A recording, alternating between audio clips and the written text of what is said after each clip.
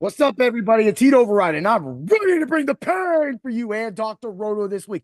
Ooh, yeah. If you haven't been over to the site, we have tons of waiver wire articles dropping, tons of news. We got Doc's prescription notes that hits every single week. We got everybody's thoughts to make your fantasy football teams better.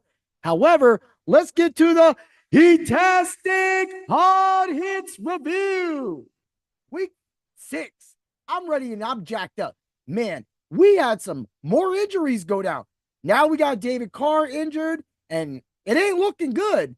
And at the same time, we're sitting here wondering, what can we do? So at the end, I'm going to be reviewing my hard hits in two picks.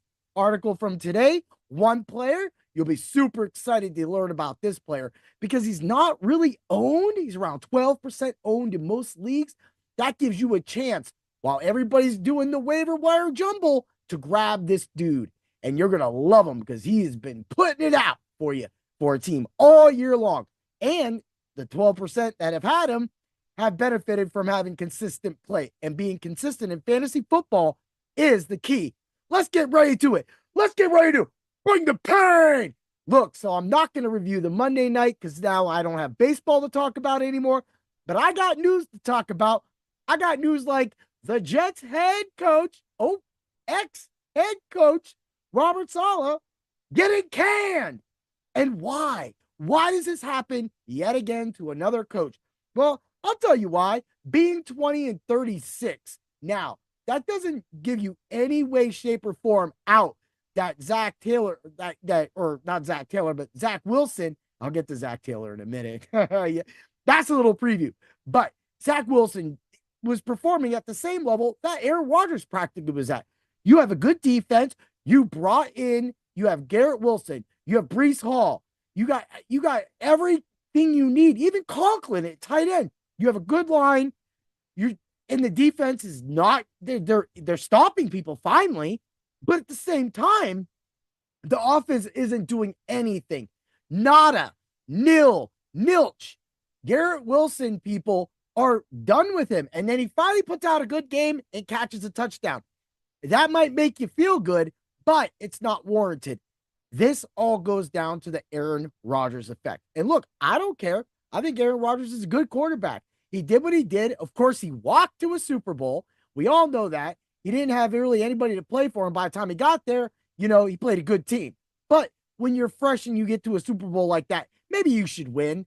But at the same time, that's what he did. He has a historic past. I'm not putting Aaron Rodgers down. So please, hey, you want to come after me, then come after me. But at the same time, what got Saleh fired was his tensions with Aaron Rodgers. They should have knew from the go that Aaron Rodgers was going to favor Al Lazard more than Garrett Wilson, more than Tyler Conklin, more than Mike Williams, more than Breece Hall, more. And that is who Aaron Rodgers is. He's not the stick it to you guy. He is this was happening back when Greg Jennings was a wide receiver. And Greg Jennings was one of my favorite receivers I would keep year to year because of Rodgers.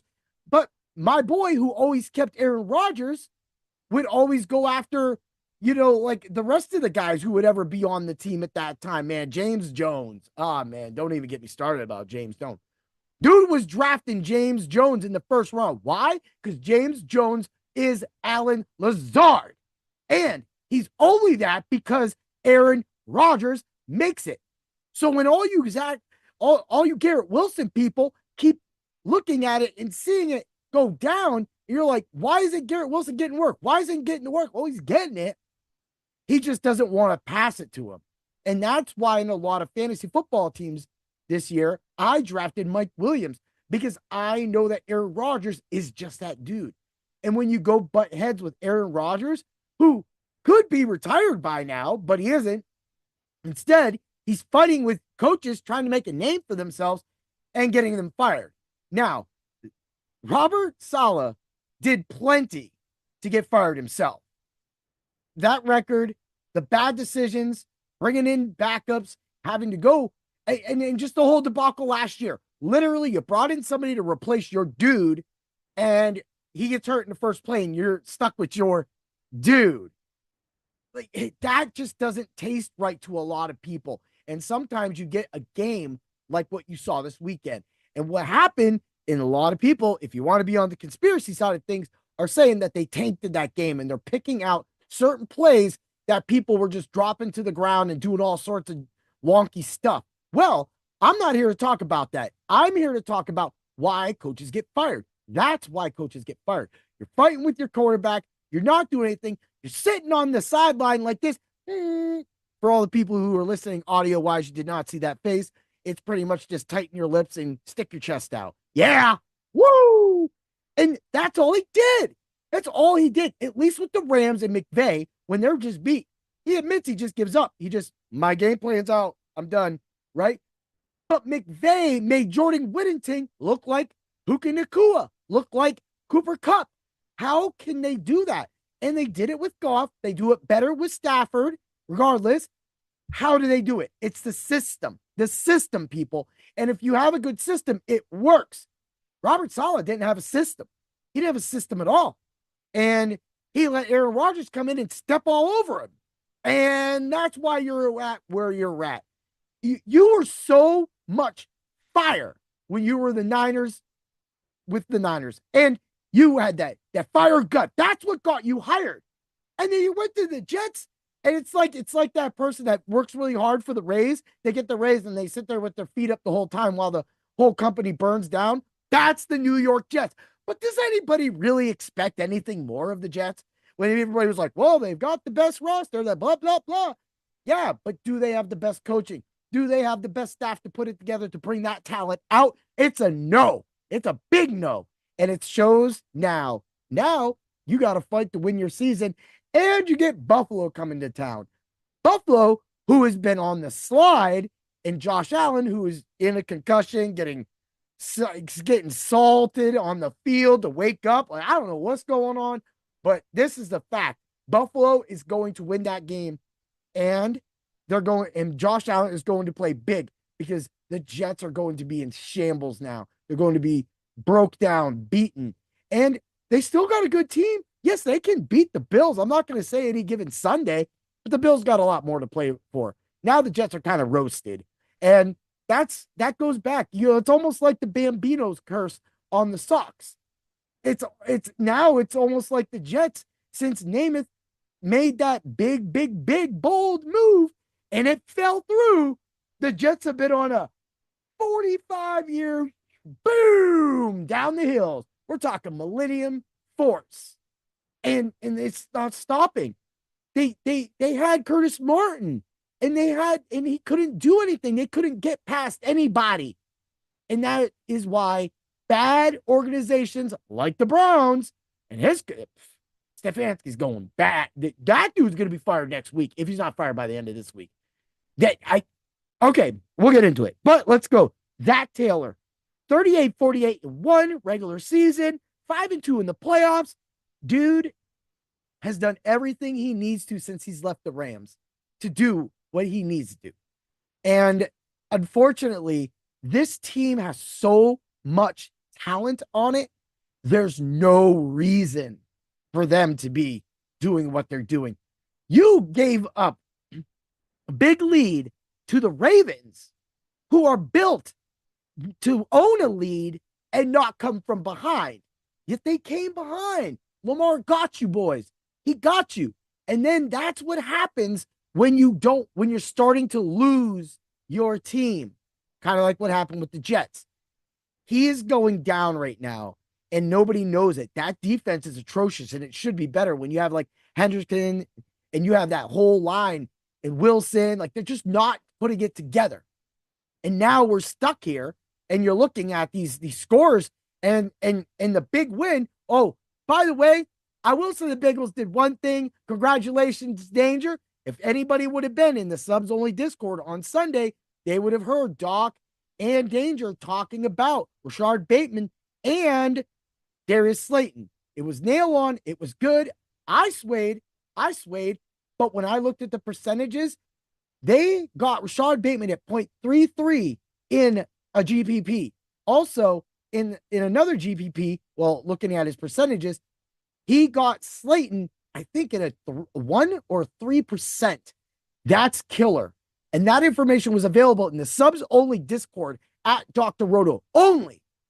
And that's the difference between winning a few dollars or doubling your money up or taking home what he took home. Great job, Danger. It's great to see you, brother. You know I always pull for you. Oh, yeah. That's why you joined Dr. Roto. We got the right prescription, right? Now, if he doesn't get his team together, bang. But you know who doesn't have a hold and it's just a bad, it's the Browns. The Browns. The whole Deshaun Watson trade was a fraud. It's disgusting. And it shows why if you leave football and you're out of football for a certain amount of time, the game passes you by. All these people talk about Colin Kaepernick had been coming back. Oh, he could outplay half the league. He could outplay half the league. The dude was a trash quarterback before he got benched for Blaine Gabbert. Did y'all forget that? And at the same time, he was away. That's why we're not bringing him back, because he can't adapt. And that is what's happening with Deshaun Watson, who actually was a bright star at one point.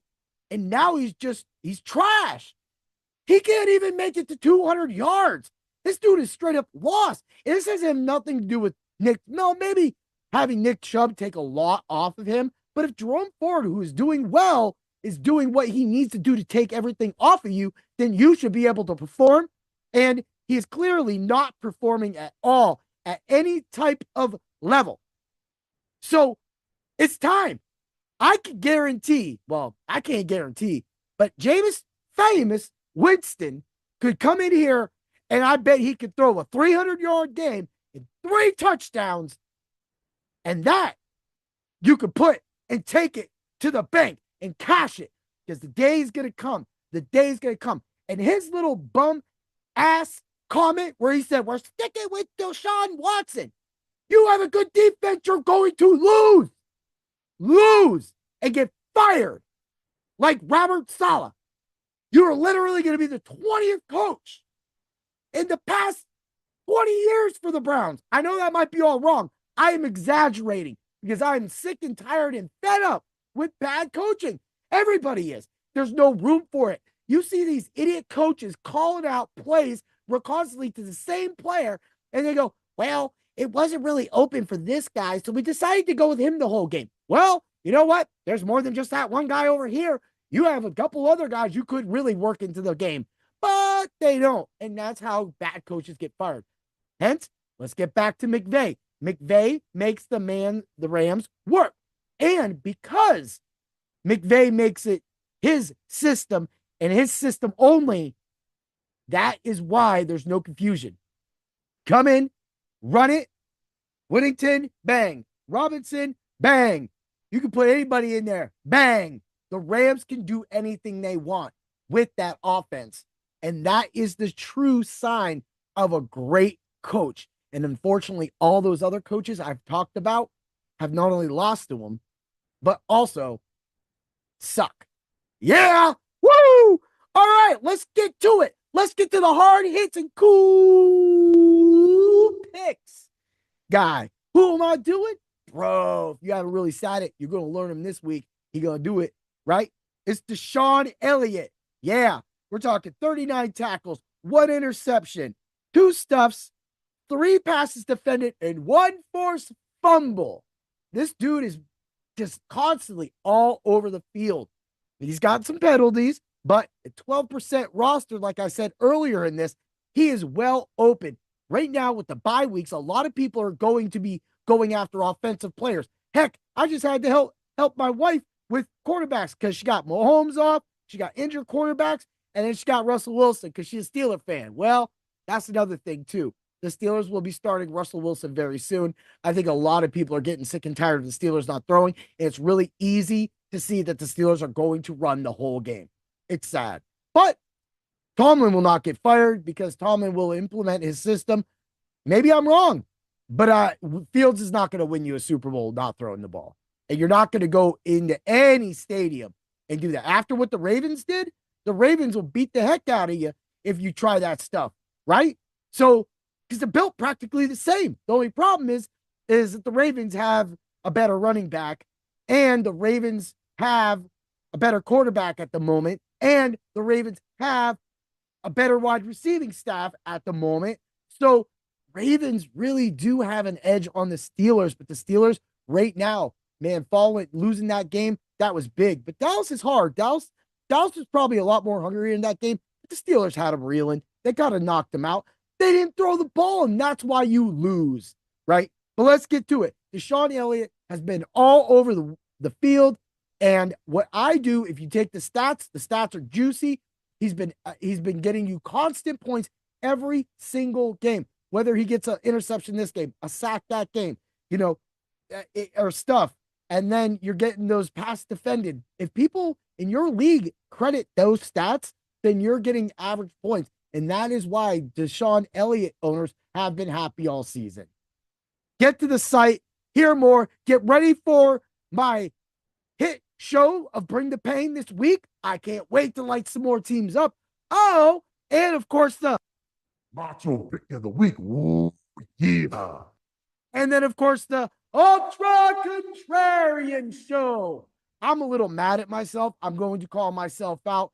I did not I love the team, but the fact that Seattle destroyed my Ultra Contrarian lineups, this is why I'm a Ram fan. I shouldn't be playing division foes. They go, oh, you shouldn't let your heart choose your fears. Well, Seattle really let a lot of people down. Green Bay and the Rams really didn't do anything. And this was a day you really had to be spot on because it didn't matter that I had Kyren Williams. You had to have those extra incentives. And scoring 130 points wasn't going to do it. 140 points wasn't going to do it. Like winning the qualifier last week, I wasn't able to do that. It was just double up cash, and I went 1-1. Learned it. But definitely head over to Dr. Roto, check out all the articles, get ready to bring the pain to all of your competition this week. Use code WORKDOC. You will get a percentage off of your subscription. Get the RT Sports as well. Check out those contests. They're a lot smaller, more fun, and they're only single entry. So you don't have to play a million of some guy that's, throwing in all the generators. Have a great day, everybody. And always remember to bring the pain. May the tackles be with you.